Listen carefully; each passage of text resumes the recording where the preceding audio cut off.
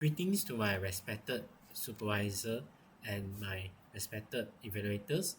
My name is Dr. Chung, and now I would like to present my final year project, which the topic is ECG Narrative Artificial Intelligence Approach for Upscaling ECG Manipulation. I am supervised by my doctor, which is Dr. Sim Hugh Moy, and now I will commence my video presentation. Hence, the research outline that I wish to present throughout my presentation is ranging from introduction, problem statement, research objective, research scope, literature review, methodology, research design and implementation, results and discussion, last but not least will be conclusion. Now, I would like to present on the introduction. And for my introduction, I would like to introduce the electrocardiogram, which commonly known as ECG or EKG. It is actually a simple and painless test that assists in measuring and encoding the recording of the heart's electrical activity through repeated cardiac cycle. Through the measurement and diagnosis by using the ECG measurement, the medical professionals actually able to conduct more professional medical supervision on a patient by determining multiple medical diagnosis on specific patient, like for example, heart rhythm, risk of heart attack through ECG readings, and also at the same time able to check on the electrolytes abnormalities as well as detection of poor blood flow to the heart muscle. In terms of the impulses wise, it will be displayed in the form of Q, R, and S wave of ECG, which is known as the QRS complex. Once they are contracted from the ventricles, the T waves will be displayed to indicate that the electrical impulses have stopped propagating and resulting in the ventricles to be relaxed once again. This is a simple figure regarding a normal heartbeat of ECG signals. Next, I would like to present on the problem statement. First problem that have been identified is the misinterpretation of ECG readings. Currently, the conventional ECG can be interpreted and also derived differently due to the fact that the interpreter have different skills and experiences in this field. Secondly will be the delayed diagnosis and detection of heart-related diseases. The current conventional ECG has faced limited interpretation as the interpretation will need to have a thorough discussion among the medical professionals, and this may take a lot of time and eventually possess risk for the classification of ECG signal. Next, I would like to present on the objective for this research. First will be to conduct much more comprehensive research and review on the existing artificial intelligence algorithms on their respective effectiveness on their techniques. Secondly, we will need to evaluate on the benchmark of accuracy, precision, as well as the computational intelligence efficiency of respective artificial intelligence algorithms. Lastly, will be to evaluate the efficacies as well as the performance of the respective artificial intelligence algorithms by utilizing the real-world ECG dataset to cement their respective reliability towards the medical professional. Next, I would like to present on the research scope. First will be the real-world dataset of ECG will be utilized to validate the current effectiveness and efficiency of respective AI algorithms. Secondly will be this research will also opted for multiple artificial intelligence algorithms and also going to have different methods for evaluating their respective effectiveness. Lastly, this research will also focus on the evaluation of the robustness of respective artificial intelligence algorithms in response to the variations of ECG datasets, like for example the data quality and the patient demographics. Next, I'll proceed to the literature review. I will first present regarding the characteristic of a healthy ECG wave segment. For P wave, the wave has to be strict in lead AVF, V3 to V6. For the PR interval wise, the desired time interval will be between 0.12 to 0.20 seconds. For the QRS complex, the duration will need to be lesser than or equivalent to 0.12 seconds. Whereas for ST segment, the segment need to be lean and isoelectric towards the T wave in a normal ECG. And for T wave wise, it needs to be upright in late V2 to V6 and inverted in AVR. Last but not least, for QT interval, the duration will need to be lesser than or equivalent to 0.40 seconds for males and 0.44 seconds for females. Now, I would like to present on the comparison of artificial intelligence algorithms based on previous research. First, the title, which known as the real-time patient-specific ECG classification by 1D convolutional neural network, it achieved the accuracy of 98%, followed by the classification of ECG arrhythmia using recurrent neural network of 83%, and the analysis of ECG-based arrhythmia detection system using machine learning of 99%, which each of these strengths are actually different, ranging from able to be designed for real-time ECG classification until the ability to accomplish high affectability when the grouping of the ECG datasets has been distant into distinct arrhythmia categories. Consecutively, the ECG bit classification by using discrete wavelet transform and random forest, this topic has actually achieved an accuracy of 99.8%. Next will be followed by K nearest neighbor method of analyzing the ECG signals, which achieved the accuracy of 93%. Last but not least, the research title, which is known as the hierarchical deep learning with generative adversarial network for automatic cardiac diagnosis from ECG signals, has also successfully reached until the accuracy of 88.5%. Now, I would like to present on these 6 different artificial intelligence algorithms that I will be developed in my research. First will be convolutional neural network. It is a part of class and category of deep neural network. And also at the same time, convolutional neural network consists of 3 different functional layers, which is input layer, convolutional layer, and pooling layer. Next, I will also like to present on the recurrent neural network. This network is actually a distinct artificial neural network which utilizes on the sequential data. The output of this recurrent neural will actually fully depend on the prior elements within the sequence. It also needs to leverage on the backpropagation theory through time, which is known as the BPTT. This BPTT will actually sum the error at each time each steps have been feed forward throughout the networks, and also at the same time they do not need to sum up the errors as they do not share a common parameters across the layers. Next, I would like to present on the support vector machine. This support vector machine has carried out data classification, regression, as well as actually came in handy towards outliers detection. And also at the same time, this support vector machine has been designed with its primary aim to find the best hyperplane in an n-dimensional space. It will be very empirical for the support vector machine, as the hyperplane actually seeks to maximize the margin between the nearest point of different classes. Consecutively, random forest is also one of the algorithms that have been developed in my research. It also serves as an algorithm that is responsible for encapsulating and combining the output of multiple decision trees to achieve and reach the desired results or outputs. For instance, a number of decision trees will be created and branched during the training phase of the random forest. Next will be the K nearest neighbor. The K nearest neighbor will actually become one of the algorithms that will be operated by identifying the K nearest neighbor to a given data point by using various distance metrics. For instance, Euclidean, Manhattan, or Minkowski distance are the common distance metrics that have been utilized.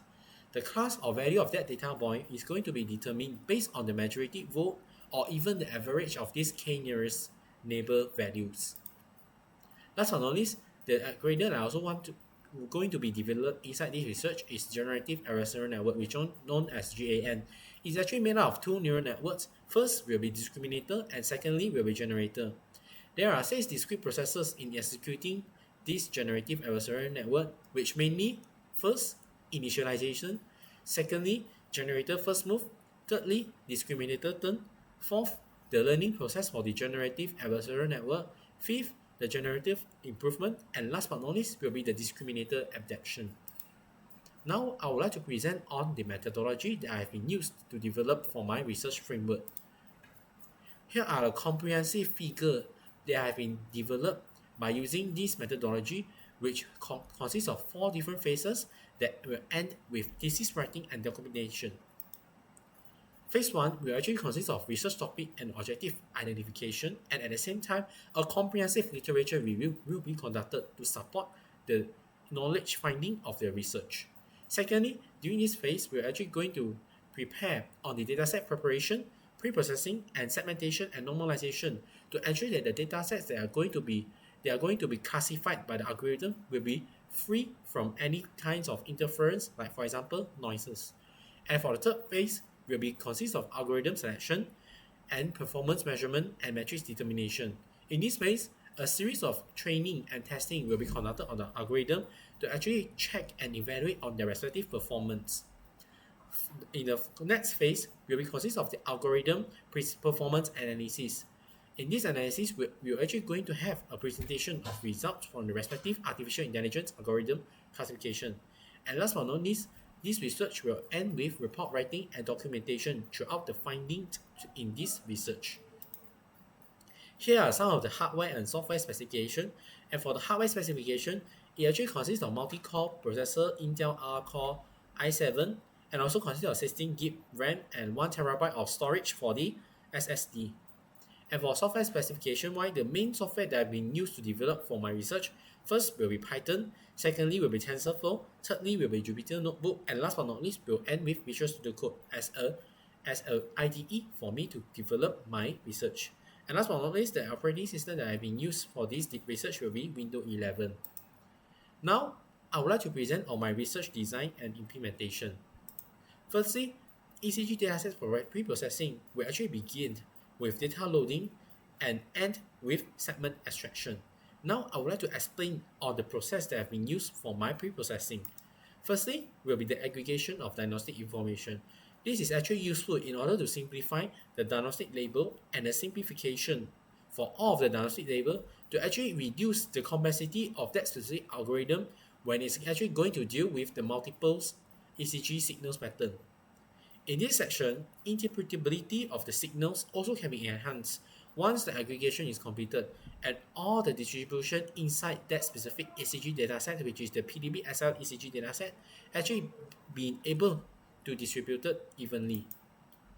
Here are also the diagram that regarding the plot of ECG signals from the aggregation of diagnostic information. Next phase in the ECG preprocessing is signal filtering and notching of ECG datasets. This process is actually vital for enhancing the data quality and actually able to identify on the biologically irrelevant features. Several factors like, for example, baseline wonder, muscle noise, as well as the power line interference will eventually affect the quality and effectiveness for the algorithm to classify on the signals, as all of this data has been interrupted with the external factors. And all of these ECG signals will need to be attenuated within 50 Hz to 60 Hz in order to not affect the performance for the algorithm when they are actually going to classify on these ECG signals. Here are some of the plots that have been showing the changes from the original ECG spectrum towards the filtered ECG spectrum to actually ensure that the specific ECG has been freed from the interference. Next will be a data normalization and RV checking. For this phase, it will actually going to transform the ECG data scale towards a standard scale without distorting differences in the range of values. This also need to be conducted in order to ensure that more accurate R wave will be detected so that the ECG cycles actually able to be aligned accurately and for the algorithms to classify accurately based on the R wave that has been normalized.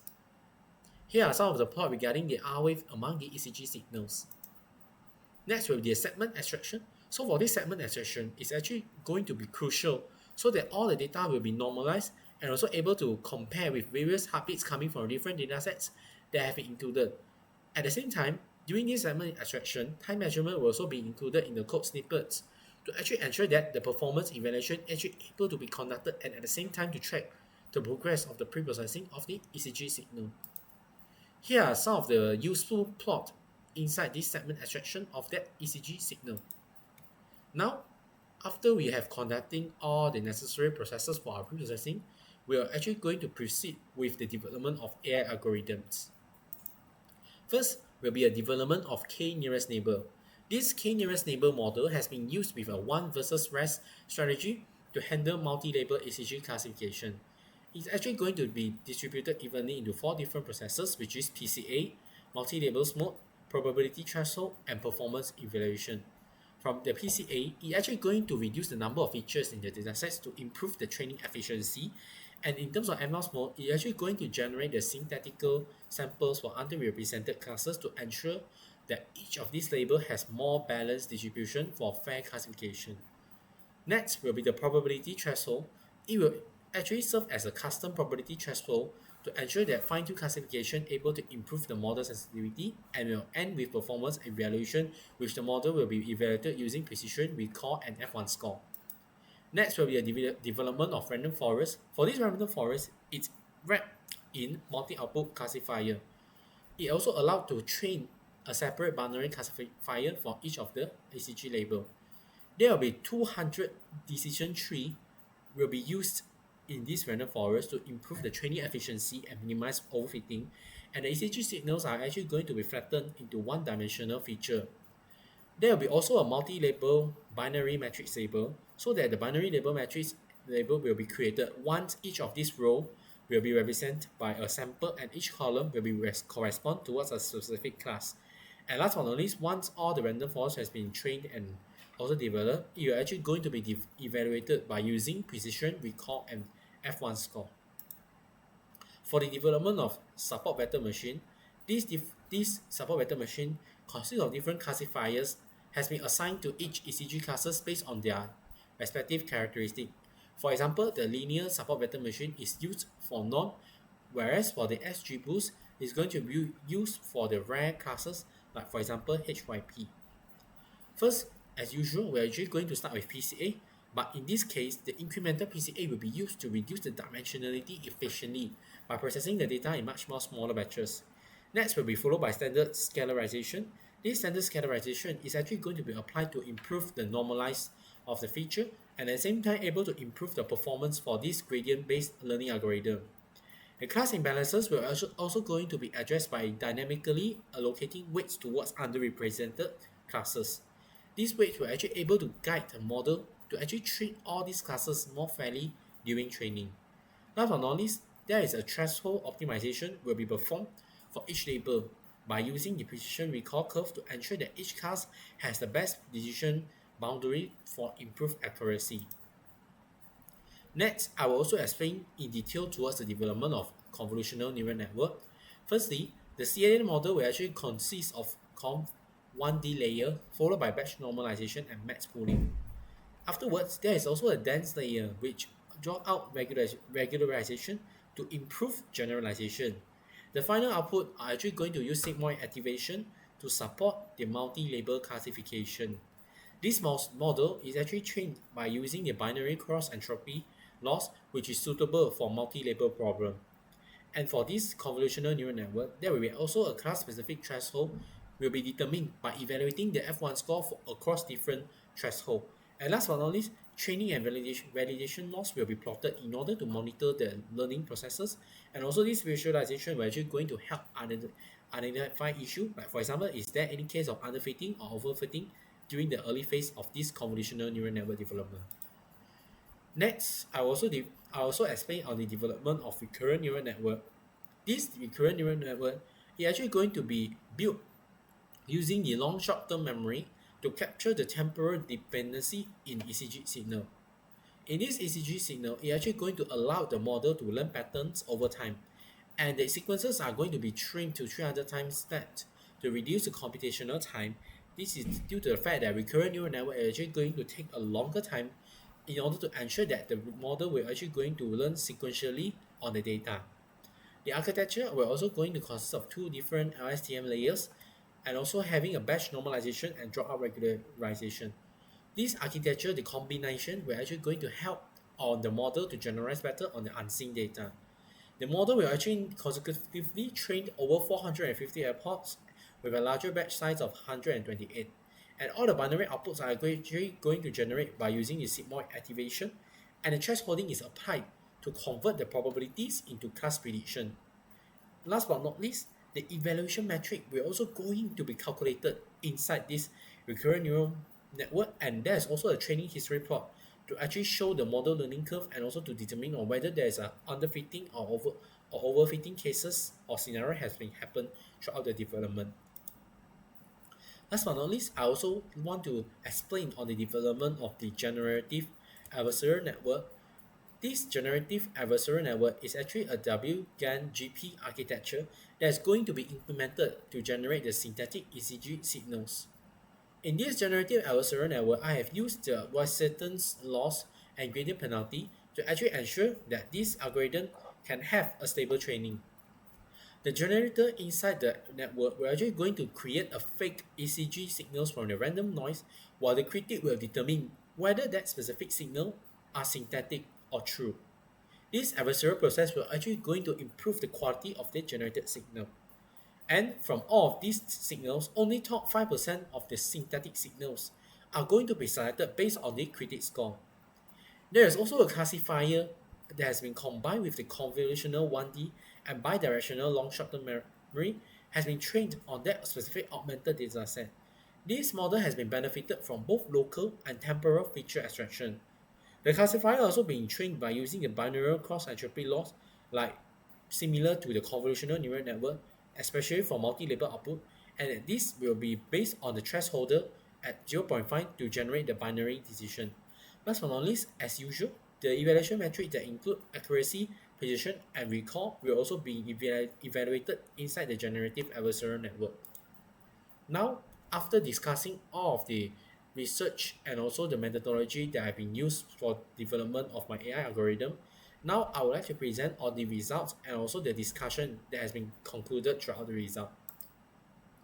First, I would like to present on the results for the k-nearest neighbor.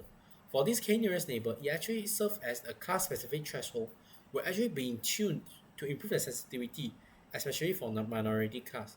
Hence, we can see that the model have achieved a F1 score of 0.56 for norm and 0.42 for MI, which show quite decent performance towards the common classes.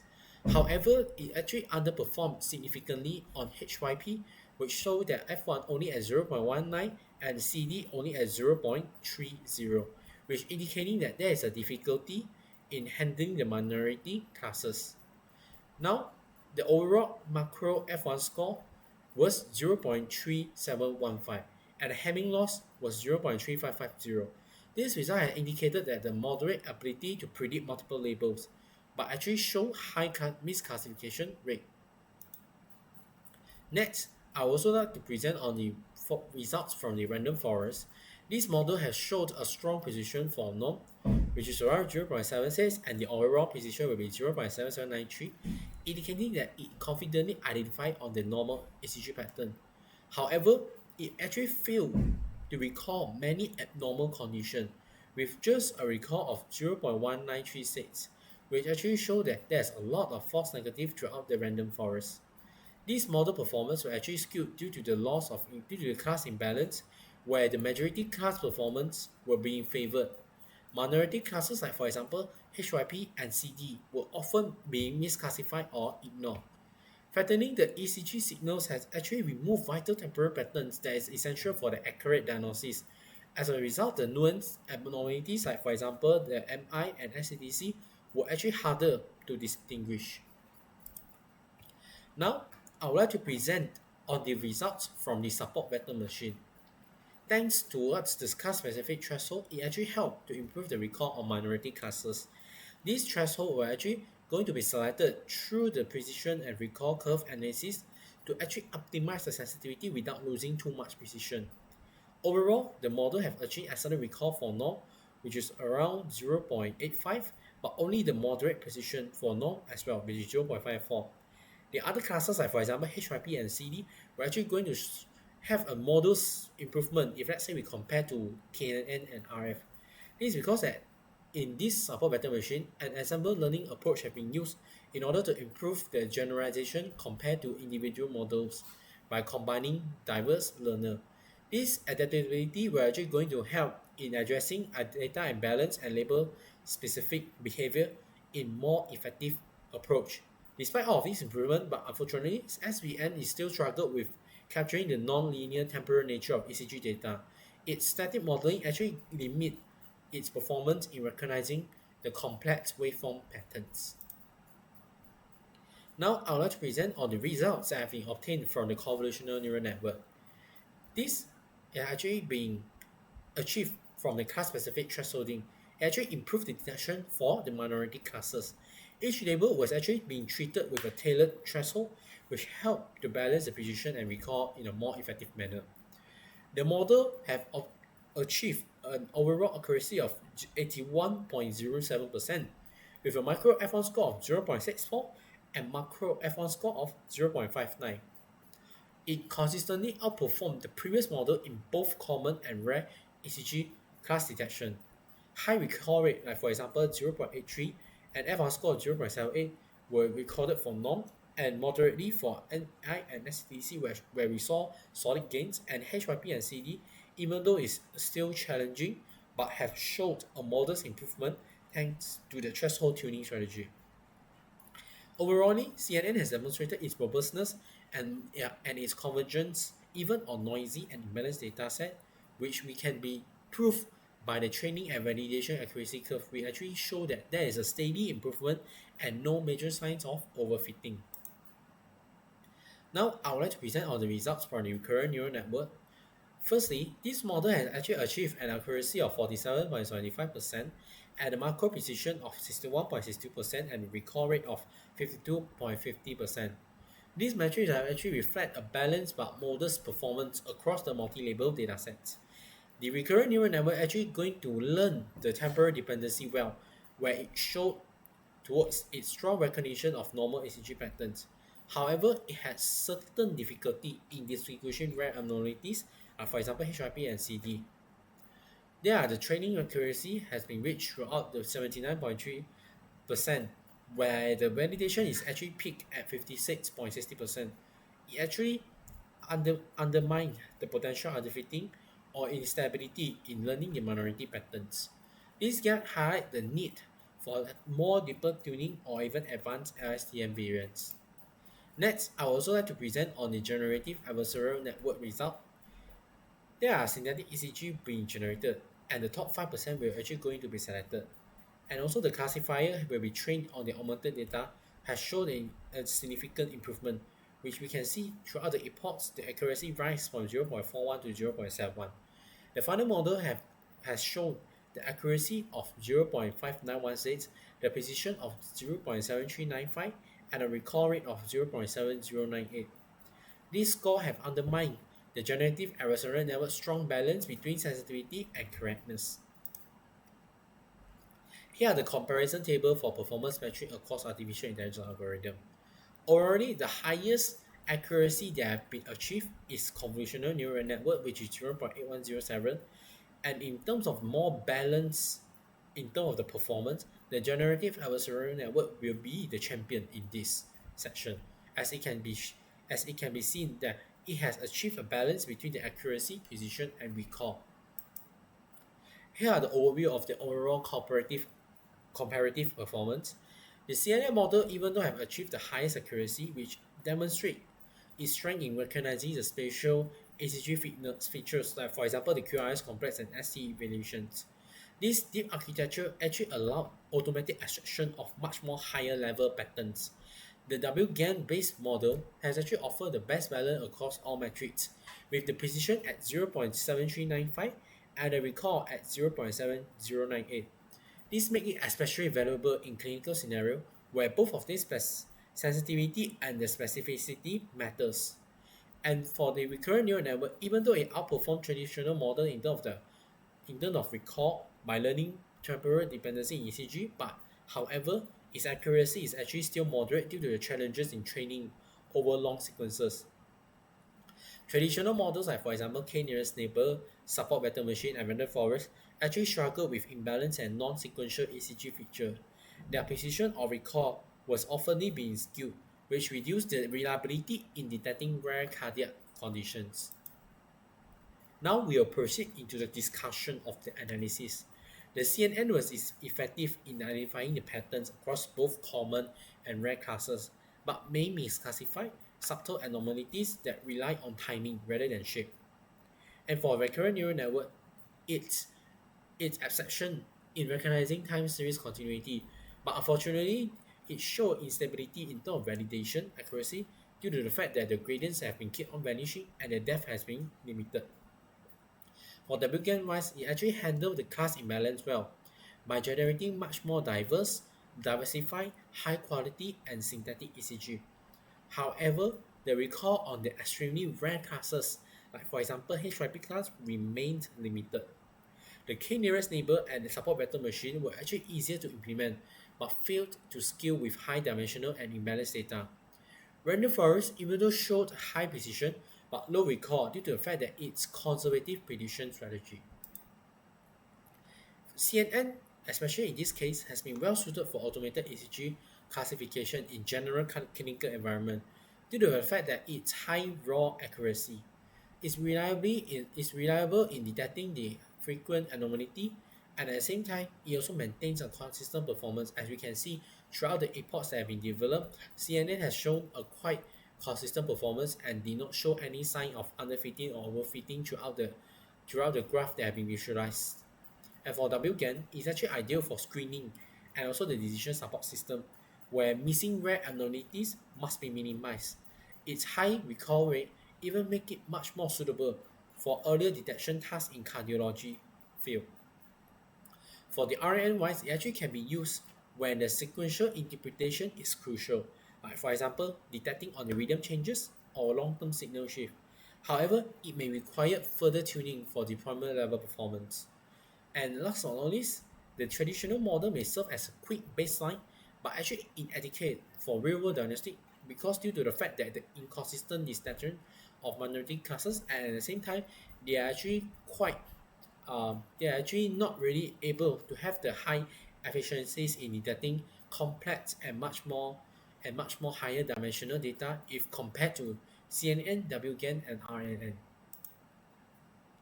Here are the conclusions throughout the analysis and discussion. CNN is the most accurate model for the multi-label ECG classification, especially in detecting dominant conditions.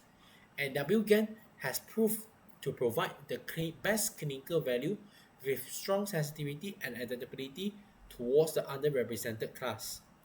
Traditional AI models like for example KNN, SVM, and random forest have limited utility in imbalanced high-dimensional ECG dataset. With the combination of discriminative and generative modeling, like for example CNN and WGAN, we're actually going to offer the most practical path forward for real-world deployment in ECG diagnosis system. Now, last but not least, I would like to present the overall conclusion from my study. Throughout this study, there have been a numerous achievements towards the project objective. A thorough study has been towards the traditional and deep AI algorithm was conducted to understand on their usability and suitability for multi-label ECG classification. Multiple models have been benchmarked on the PTB-SL dataset by using the matrices like for example accuracy, precision, recall, and F1 score. And also the usage of the real-world clinical ECG data actually ensure that the model were tested under realistic and challenging diagnostic conditions.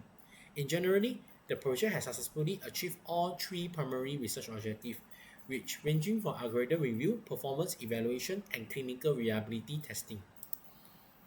Last but not least will be more towards on the suggestion for improvement and future work.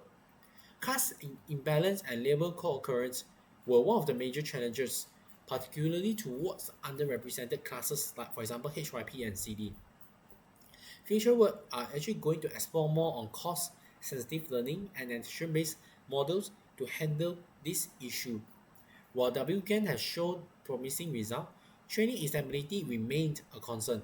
Research into advanced GAN variants like for example style GAN or conditional GAN we're actually going to improve signal quality and training convergence by using and accelerating the generative adversarial network framework, which effectively to solve the training instability that will actually remain as a main concern when we are training the WGAN. And then at the same time, we're actually going to expand beyond the PTB SL dataset. It's actually very essential to ensure that the model will be generalized.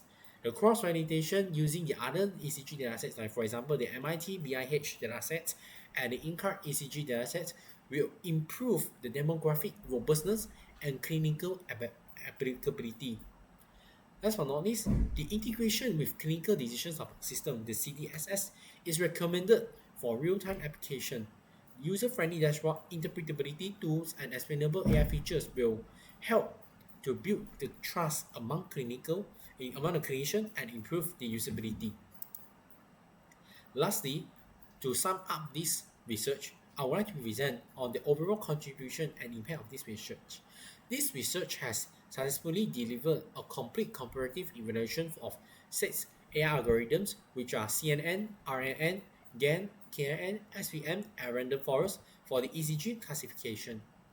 This project has confirmed the effectiveness of AI in handling noisy and complex ECG datasets to actually provide the strong evidence for their respective clinical application. This work has set a foundation for the future improvement in AI-powered ECG diagnosis through augmentation, cross-dataset training, and clinical integration. Ultimately, this project not only contributes towards the academic understanding, but also towards the real-world hardware in order to support smarter and more reliable AI-assisted ECG diagnostic. That's all for my final year project presentation. Thanks and have a nice day.